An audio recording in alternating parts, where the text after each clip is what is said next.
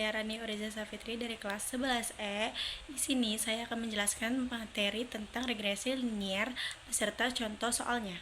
Linier adalah sebuah metode statistik yang digunakan untuk menganalisis hubungan antara satu variabel dependen atau terikat dengan satu atau lebih variabel independen atau bebas. Nah, jadi di sini itu adalah pengertian tentang regresi linier. Nah, balik kita swipe ke bawah, itu di sini ada contoh diagramnya. Di sini jika kalian ingin membuat diagramnya, kalian harus membuat pola seperti ini. Nah, setelah membuat pola seperti ini, kalian bisa mencocokkan bahwa pola ini tuh berbentuk lurus atau tidak gitu ya kan. Nah, jadi setelah kalian membuat diagram dengan pola seperti ini, ada pertanyaan bagaimana tren data pada diagram. Nah, tren data pada diagramnya itu kan lurus ya, lurus seperti ini. Jadi karena pola penyebaran data berbentuk atau mendekati garis lurus seperti ini, maka tren datanya adalah linear. Ya, tren datanya adalah linear seperti ini. Dan kalian harus ingat lagi, tren data pada diagram itu kan ada 3 ya. Tren data linear berbentuk garis lurus seperti ini. Terus habis itu tren data kurva yang melengkung biasanya ya. Terus habis itu tren data yang tidak ada pola, kayak dia tuh menyebar kemana-mana, pola ininya nih, pola titik-titiknya itu menyebar kemana-mana. Itu tidak ada kolerasi, tidak ada tidak membentuk pola lah istilahnya. Dan lalu kita swipe lagi ke bawah, apakah ada perkiraan garis yang lain dari pola penyebaran data yang ada dari penyebaran ini ya, pola penyebaran ini. Terus tentu saja ada ya teman-teman, pasti ada. Nah, garis mana yang paling tepat untuk mewakili data pada diagram? Garis mana yang tepat itu kayak kayak benar-benar lurus gitu ya kan, kayak benar-benar lurus, kayak benar-benar tepat pada. Nah, di sini saya akan menyatukan beberapa garis yang benar-benar mendekati. Ini ada garis warna, ini anggap saja merah ya teman-teman, ini warna biru, ini warna hijau, dan ini warna hitam. Nah, jadi mereka ini saya tarik ke dalam pola yang membentuk garis lurus seperti ini. Pokoknya tuh kayak kayak benar-benar pas gitu, benar-benar tepat, tidak miring, tidak pola-polanya tidak keluar, dan pola-polanya juga seimbang. Nah, di antara semua garis tadi yang mungkin dibentuk hanya ada satu garis yang paling tepat yang disebut sebagai garis best fit. Jadi apa teman-teman? Di antara semua garis yang mungkin dibentuk hanya ada satu garis yang paling tepat yang disebut dengan garis best fit. Garis best fit ini garis yang paling tepat di antara semua garisnya. Garis ini merupakan model linear yang memperkirakan hubungan antara dua variabel kuantitatif pada diagram pencar tersebut. Model regresi yang memberikan hubungan garis lurus antara dua variabel ini disebut regresi linier. Jadi model regresi yang memberikan hubungan garis lurus antara dua variabel ini disebut regresi linier. Lagi bagaimana cara menentukan yang mana merupakan garis best fit-nya? Nah, di sini maaf ya saya bagi. Di sini itu saya akan mencari garis mana yang paling sempurna, maksudnya mendekati sempurna.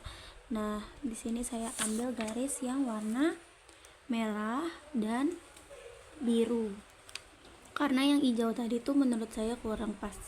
Nah, di situ salah satu cara untuk menentukan garis yang tepat yaitu melihat jarak garis dengan titik-titik yang ada atau pola-pola yang ada ya teman-teman. Semakin dekat garis ke semua titik-titik atau pola-pola yang ada pada diagram pencar, maka semakin tepat garis tersebut. Tapi walaupun garis merah ini jaraknya dekat dengan pola-pola, apakah garis merah yang akan menjadi best fit? Belum tentu ya teman-teman. Coba kita lihat lagi garis biru ini ya, kita bisa lihat garis biru ini dia apa? Dia itu jaraknya sama seperti garis merah tadi ya, hampir mendekati pola-pola, kalian bisa lihat.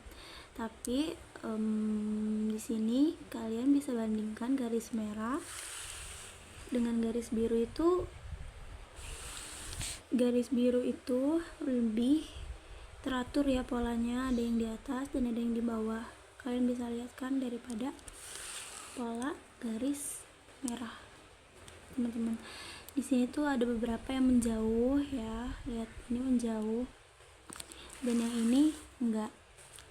Jadi jadi kemungkinan garis yang tepat sebagai garis best fit yaitu garis yang biru. Jadi garis biru ini yang best fit, teman-teman.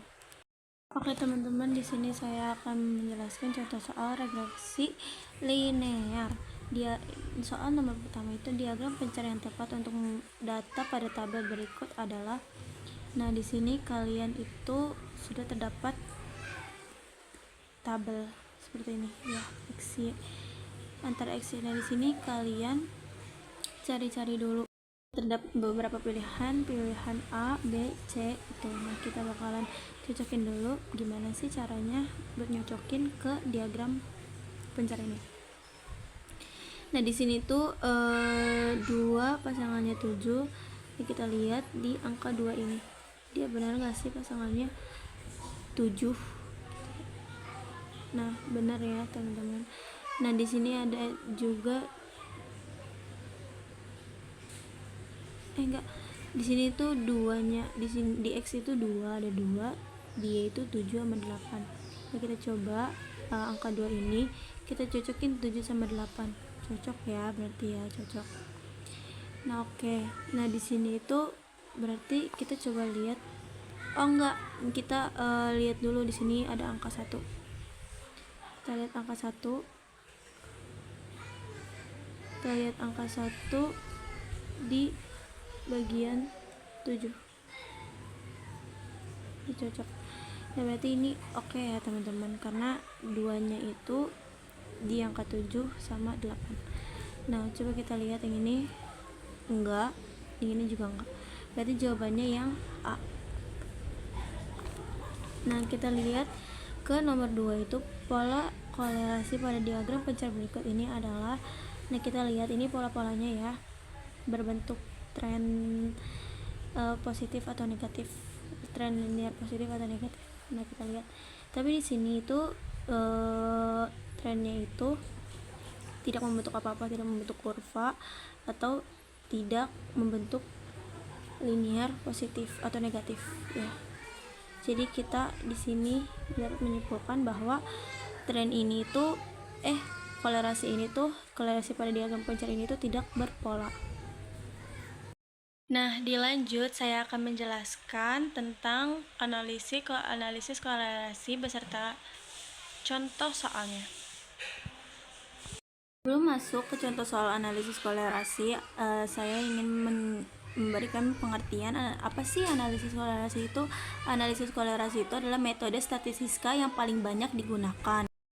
Nah, di dalam analisis kolerasi terdapat koefisien kolerasi. Koefisien kolerasi adalah memberikan arah tren data dan tingkat kolerasinya. Jadi di sini ada contoh soal analisis kolerasi. Di sini ada nilai UTS ya, nilai UTS dan nilai UAS. Pertanyaan pertama, buat diagram pencak prediksi nilai koefisien kolerasi.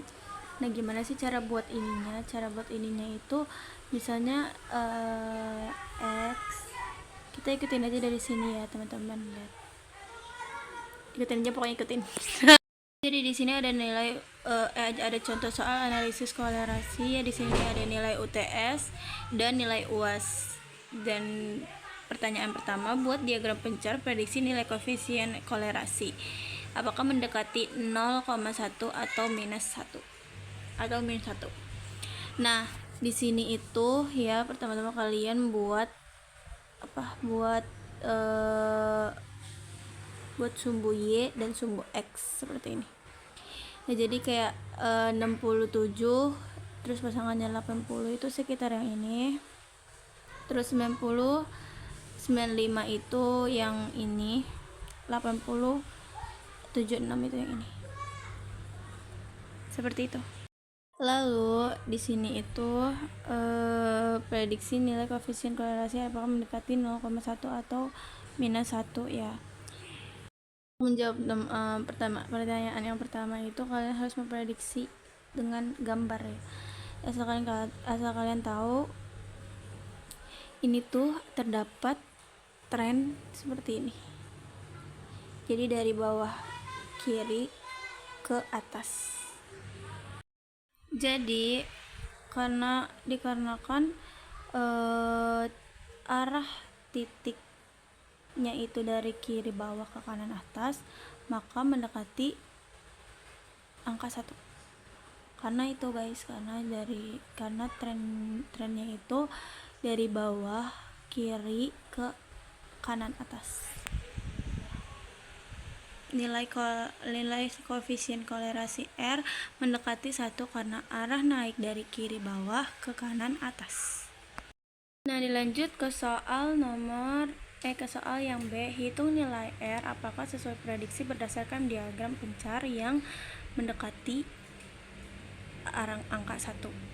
Nah, di sini itu saya akan pakai rumus SSXY, SSXX dan SSYY.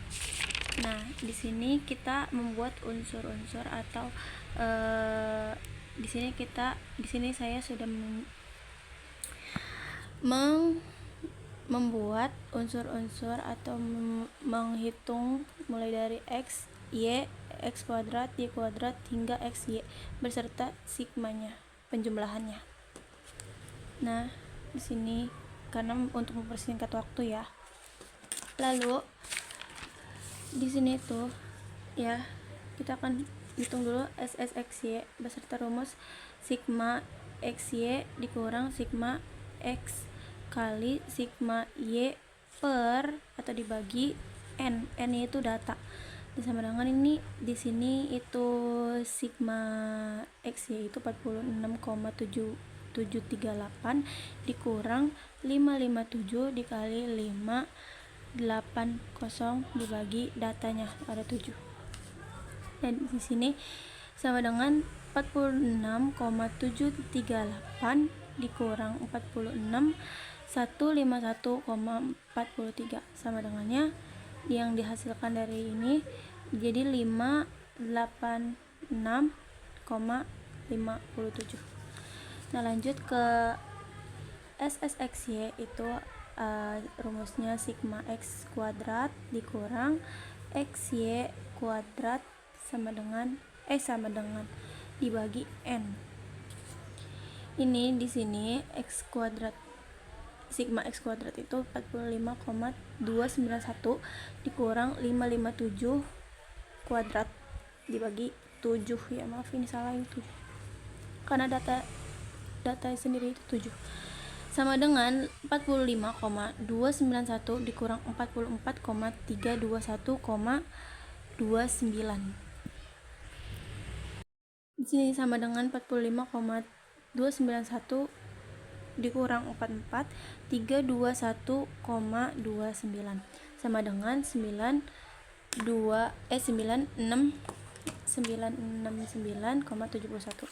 Nah, di sini tuh saya lanjut kita ke rumus SSYY yaitu sigma Y kuadrat dikurang sigma Y dalam kurung kuadrat dibagi N. Di sini ada 48,620 dikurang 520 kuadrat per 7. Hasil di sini 48,620 dikurang 48057 dikurang 57,14 hasilnya 562 562,86. Nah, di sini kan sudah tertera ya, mulai dari rumus SSXY, SSXX sama SSYY. Nah, di sini kita akan bisa mulai mencari nilai R-nya. Nilai R-nya itu pakai rumus SSXY dibagi akar SSXX dikali SSYY. Nah, di sini SSXX-nya SSXY itu 586,577 dibagi akar 969,71 dikali 562,86. Hasilnya itu 586,57 per 738,79 sama dengan 0,794. Nah, di sini itu mendekati angka 1 ya, berarti kayak mendekati angka 1.